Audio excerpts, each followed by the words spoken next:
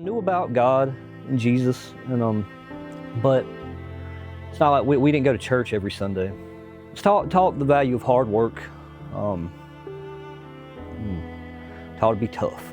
I started smoking weed in like the 8th grade, 9th grade. I'm starting to do cocaine, and pretty much did that all through high school. I may have went to school in high school maybe 4 days where I wasn't high. I mean, I was high going to school every day. And doing cocaine when I graduated, and during this time I'm selling weed, you know, trying to, I guess, be cool in my own kind of way, what I thought was cool anyway. After high school, then I start selling cocaine, then I start selling pain pills.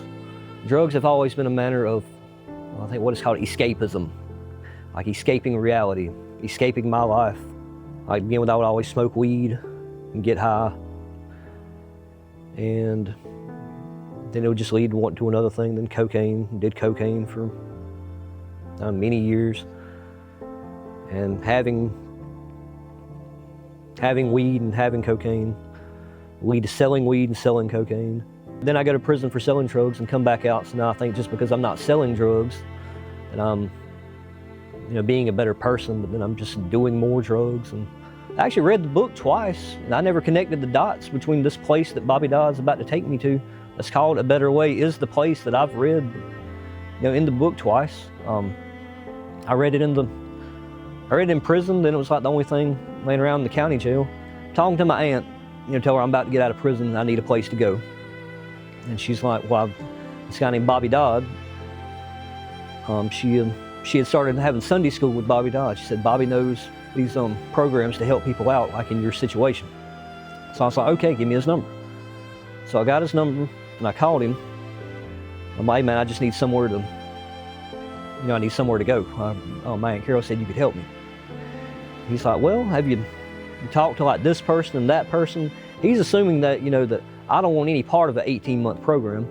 And if I'd have had any other choices, I probably would have definitely chosen anything besides an 18-month program. But at the end of the day, I'm glad this is where I came. But Bobby Dodd came and picked me up, but on the ride here, I probably didn't even know it was called A Better Way, or I'm coming to a better way. I'm just going to somewhere to get me out of prison. But I think, really the program is supposed to teach you how to get through it when it gets hard. It's not supposed to make everything else easier. When you get out of here, it's probably going to be harder because you're not in the bubble anymore. It's really supposed to teach you how to handle it when it gets harder and what to rely on. A Better Way has pulled me up out of the vicious circle or vicious cycle, whatever it's called, that, no job, no house, no car, no food. Now I have a job. Having come from, or just having done all that to myself where I've had nothing, you appreciate every hot shower, all the food, the rides to work, just the job I have now. Thank God in His impeccable timing. Thank God, thank Jesus. Thank my daddy, thank my grandma, thank my Aunt Carol, thank you, Brother John. Thank you, Chris Worley. Without Chris Worley,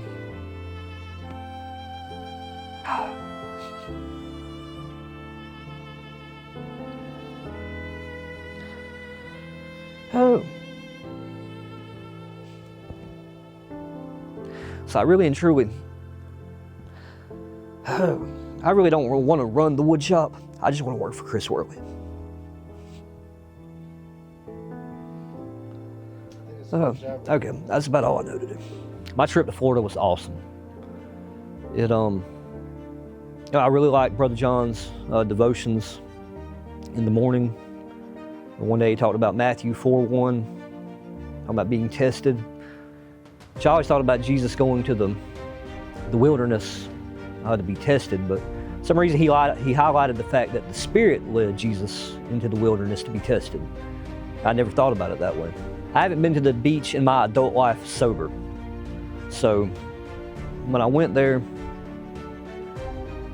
I was in awe of the magnitude. My trip to Florida left me in awe of all the things God has done that everyone takes for granted. I had already repented and given my life to God, but I guess maybe the being put in the water seemed to be what I needed to do. I felt very good about being baptized in the Gulf of Mexico. He prayed Joel 2:25 over me. God, through this ministry, God has made me aware of our need for foundation. This ministry, to me, the whole thing is based upon you learning what your foundation is and developing your foundation through Christ. Everything's going to change but God. So if you rely on Him, you will get through all the things that change. Everything's going to change but the foundation.